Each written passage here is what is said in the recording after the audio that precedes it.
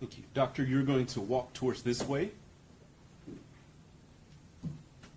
You're going to stand in the witness box and then face my clerk to be sworn, please.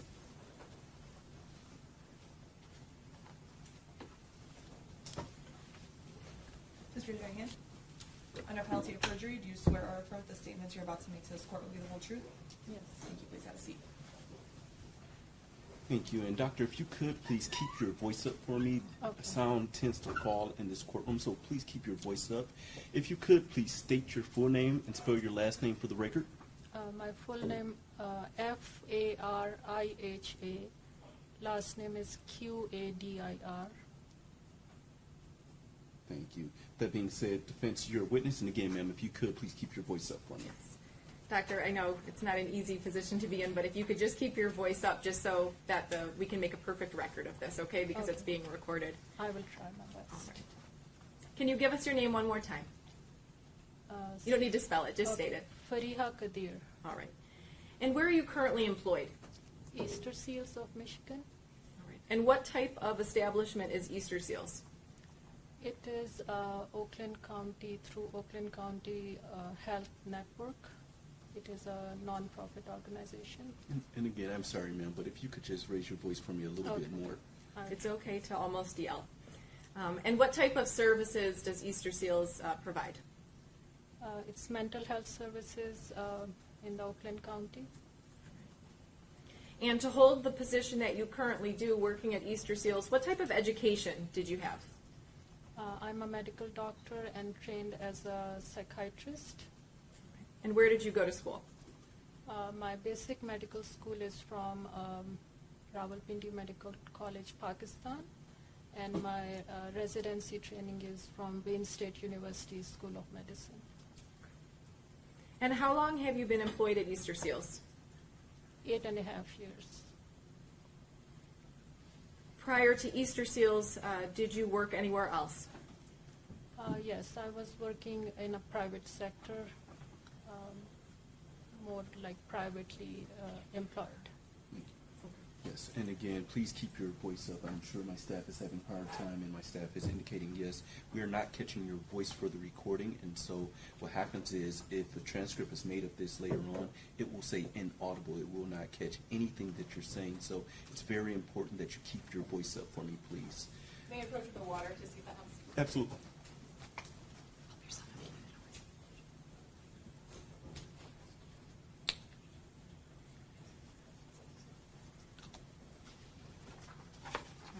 What is your current position or title at Easter Seals? I'm a psychiatrist. How many patients do you currently see? Maybe a total of about 300. How is it that you became involved with Ethan Crumbly? So for Easter Seals is contracted to work at the Oakland County Jail, and I'm the psychiatrist who is appointed to be working at the Oakland County Jail, so that's how I see him. Do all of your patients, are all of your patients housed in the Oakland County Jail, or do you have some that are not? No, I have some of my patients outside of jail also. Okay.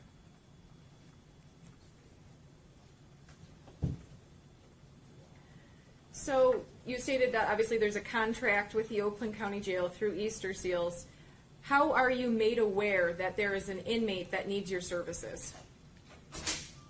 So we work with the counseling department of the Sheriff's County, and they have their initial intakes, the counseling department, and based on their intakes, the mental health background, they refer patients to us. Okay. So is that what was done here with Ethan Crumbly? Yes.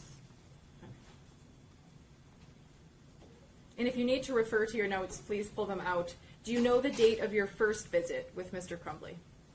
That was December 3rd, 21. I'm sorry, what was that, ma'am? December 3rd, 2021. Thank you. The visits that you do with Ethan, are they in person or over Zoom? And they are over Zoom. And when you do these visits, is he in his cell or somewhere else? in his cell. When you initially began seeing Ethan, is it your understanding that he was on something called constant watch or suicide watch? Yes, he was on constant watch. And what does that mean? Basically, somebody who is at high risk to harm himself or others, so that's when they are on the watches, and constant is the highest level. And when someone that you're seeing is on constant watch, does that mean you see that patient more frequently?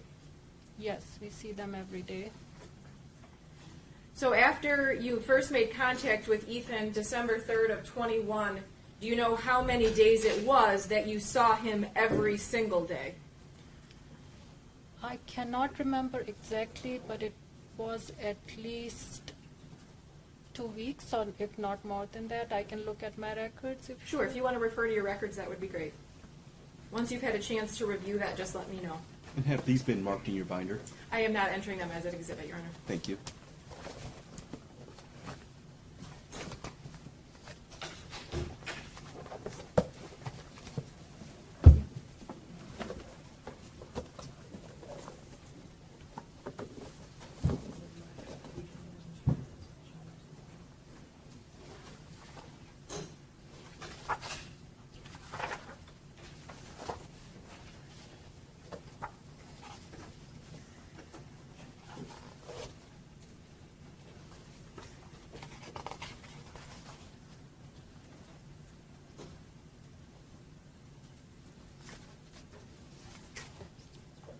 It will take me a couple of minutes because I have to look at the dates.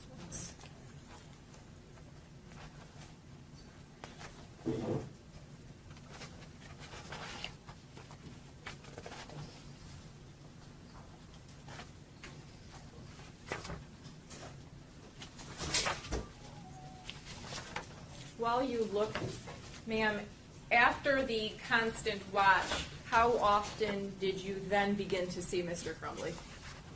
Once a week. So is your testimony that after the constant watch period in December, you have seen Mr. Crumbly once a week since then? Yes. Yes. Okay. Were you able to locate the date? So far I'm looking at that the whole month of December I Okay. was seeing him as a constant watch. All right. Now, when you have your visits, what do they look like? Is the patient or inmate given a time, and then they're provided the tablet, and you are on the other side of the Zoom, or how does that work? So usually at the jail I have my patients scheduled back to back. For him there is a certain day fixed, but there is no time fixed. So whenever his turn comes, then I will see him. Now, what is your role once you're assigned a patient? What is your duty? So usually the first meeting is to basically evaluate. The first meeting is a little bit more in detail, where you are trying to find out about their past mental problems or the current ones, a little bit of family history, and once after that is done and a diagnosis is established, then you decide if they need any help, any treatment. So that's usually the first visit, and after that the follow-ups are based on just basically management of the current mental health. And you're saying usually, were those the steps that you took with Ethan? Yes. All right. So in that first visit that you stated occurred on December 3rd of 2021, how did that visit go? What do you start with? It was a normal visit. It is mentioned in my records that he was cooperative. He gave me the history, what I was trying to find out.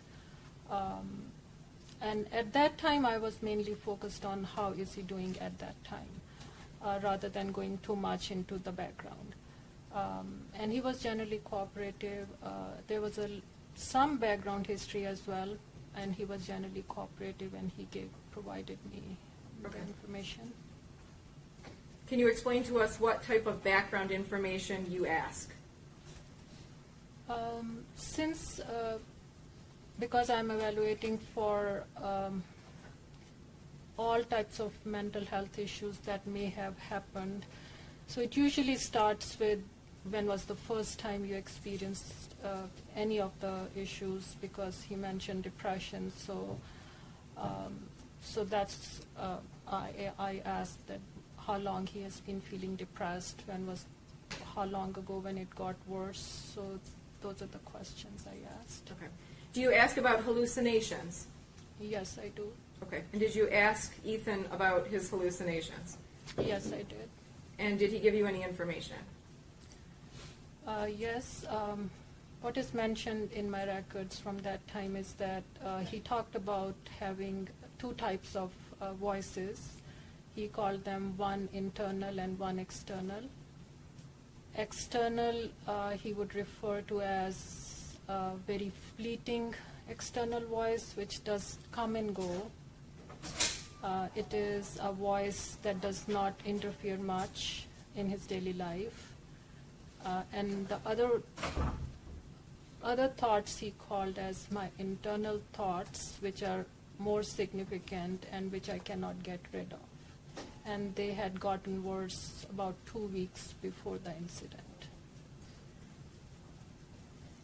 In that first meeting, are you trying to assess if someone is either suicidal or having suicidal ideations? Yes. And did you ask him questions about that? Yes, I did. And what was his response? So he was, with that first meeting, he was actually on a constant watch, because he was on a suicide watch as well, because he mentioned that he was suicidal.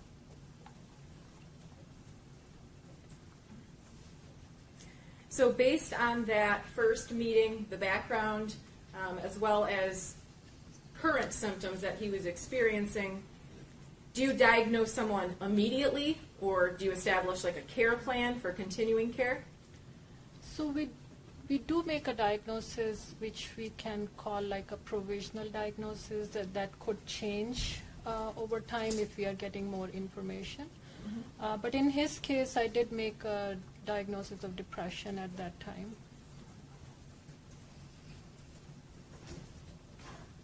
Now, in all of the visits that you described, is it an inmate's choice to participate in these visits, or how does that work? In the normal world, it is the choice. Even in the jail, it is a choice, definitely. But in his scenario, when he's on a watch, it could be, I would say they have to, but choice is always there. So in these multiple visits that you have had now close to 2 years, does Ethan participate? Yes, he does. Can you describe what the signs and symptoms of major depression disorder is? So basically, this is major depression is a mood disorder.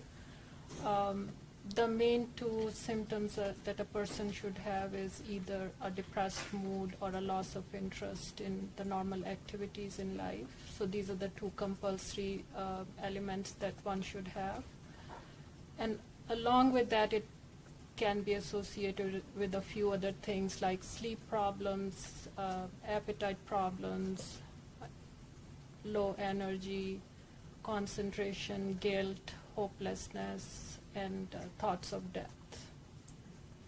And did Ethan express a number of the things that you just described that are symptoms of major depression disorder? Yes, he did.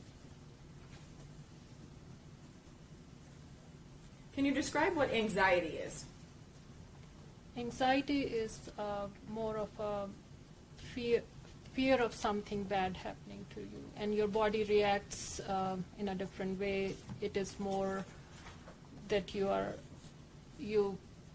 more present as you're worried about things, you have thoughts on your mind, you are overwhelmed by those thoughts, and your body can react in a certain way, like physical symptoms. People have anxiety and panic attacks in response to that higher level of stress. Those anxiety and panic attacks are normally people describe as feeling a chest pressure, chest pain, shortness of breath, a feeling of impending doom, something bad is happening to you. So these are usually called anxiety or panic attacks, and that's a rough description. Okay. And what you just described that encompasses the word anxiety are those things that Ethan has described throughout your meetings. Yes. In looking at your reports, I think in almost every visit there's something called a PHQ-9 score. Can you explain what that is? So this is a standardized testing we usually use as a part of our evaluations. It could be a part of every evaluation. This is a standardized testing sort of where it is scored, and we present them with a certain set of questions which are similar what I described earlier about depression. Similar questions: are you having, how are you sleeping, or your appetite? Those are different questions, and we score it in a certain way. And then the score tells mild, moderate, severe, the level of depression. Okay. So based on the responses to those questions, there's then kind of a rubric to determine where the person falls. Is that correct? Yes. Okay. And is this a test or evaluation that you have consistently performed on Mr. Crumbly? Yes, from time to time. Would you agree with me that when you first performed the test in February of 2022, you scored him in the moderately severe, which then after that says active treatment, psychiatrist, and therapy? It is, I can confirm from my notes, but if this is what is written, then that's what it is. Okay. And what does that score mean, moderately severe? So moderately severe means that the symptoms that are discussed or described, they are present on most of the days. So we categorize is that those symptoms are either not present at all, or they are present sometimes every day, or almost some days, or almost every day. So this is how the severity goes up.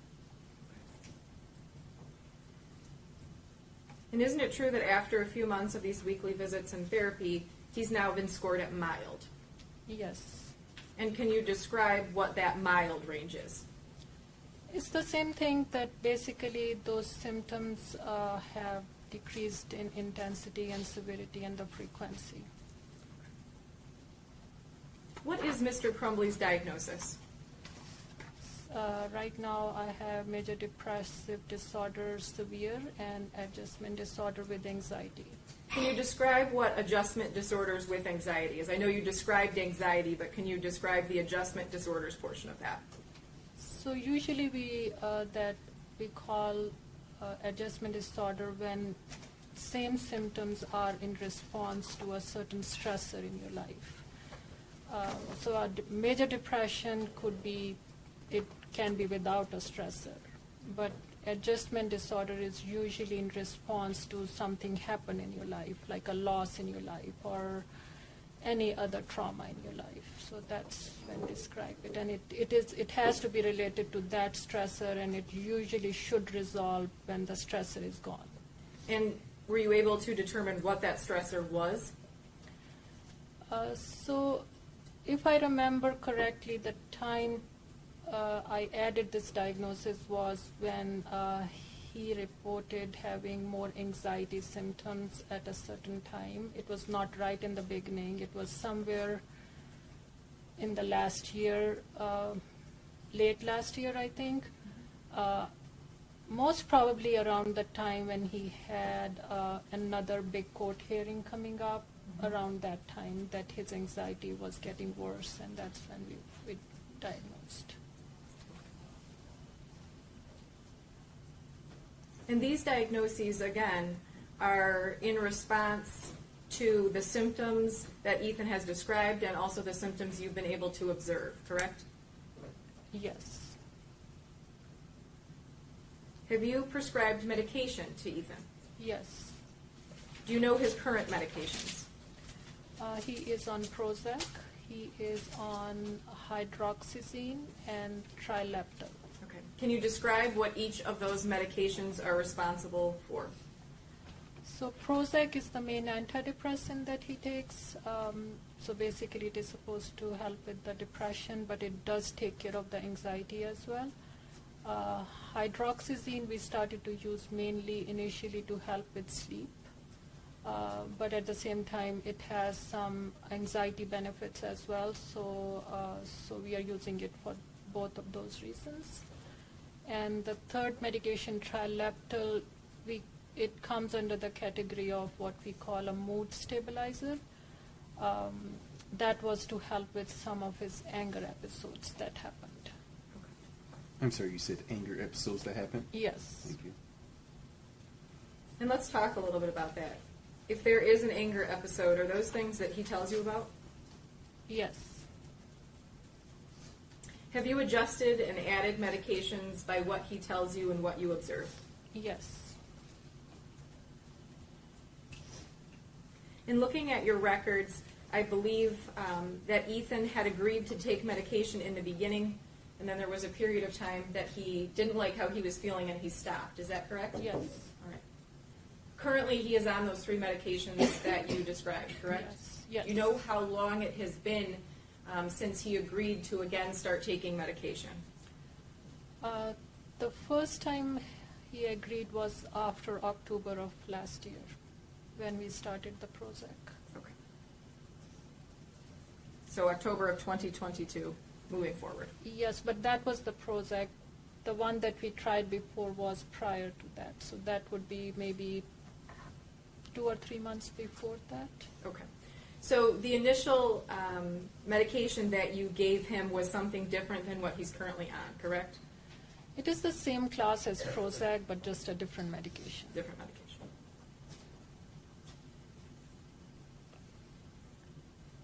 And at the jail, I know there's multiple ways to receive medication. I know especially with mental health medications, you can get an injection or you can take a daily pill. Are the medications that you just described something that Ethan takes by mouth or something that is injected? No, these are all by mouth.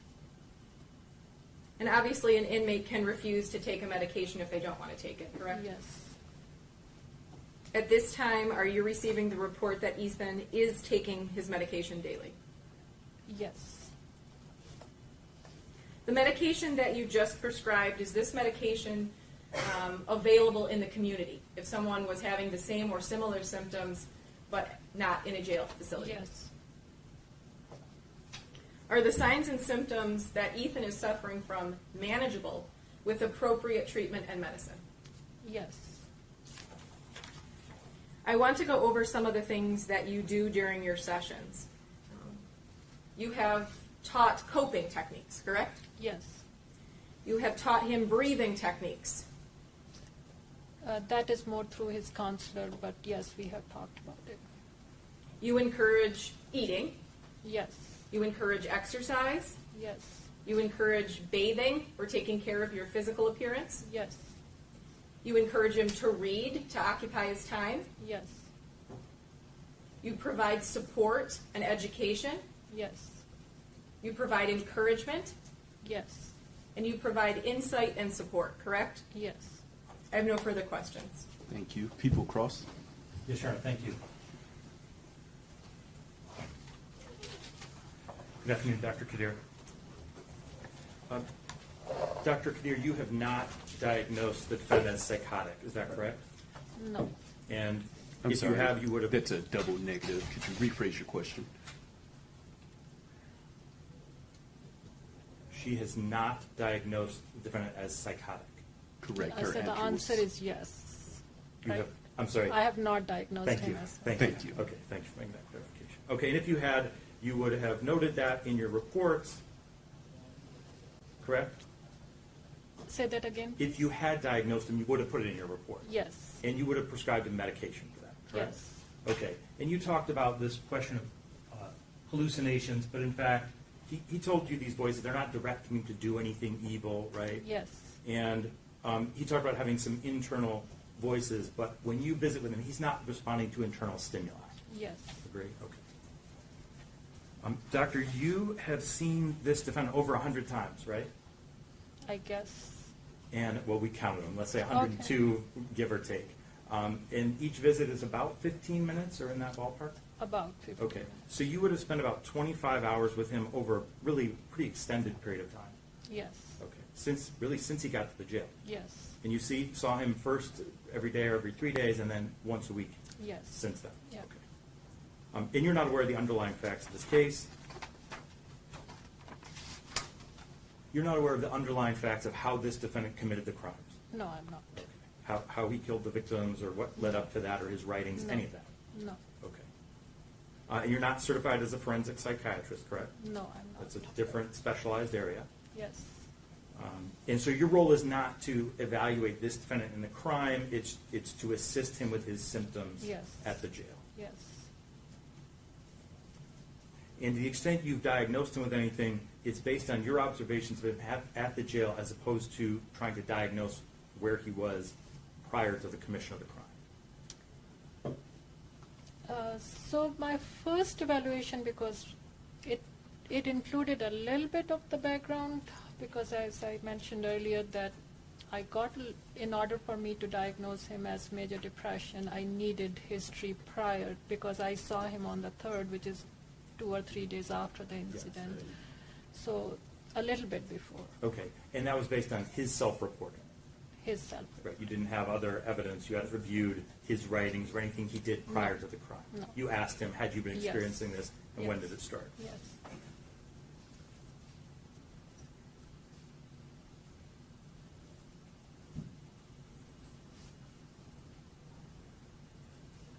I have nothing further. Thank you. Defense, redirect. Sure. I have no further questions, Your Honor. Thank you. Any reason why this witness should not be excused? No, Your Honor. No, Your Honor. Thank you. With that being said, doctor, thank you for being here. You may step down. Please don't discuss your testimony with anyone. Thank you. Thank you. With that being said, this is a good time to take a break. So we're going to take about a 10-minute break. Again, to those in the courtroom, please be seated until the defendant has exited the courtroom. Deputies, you may take the defendant.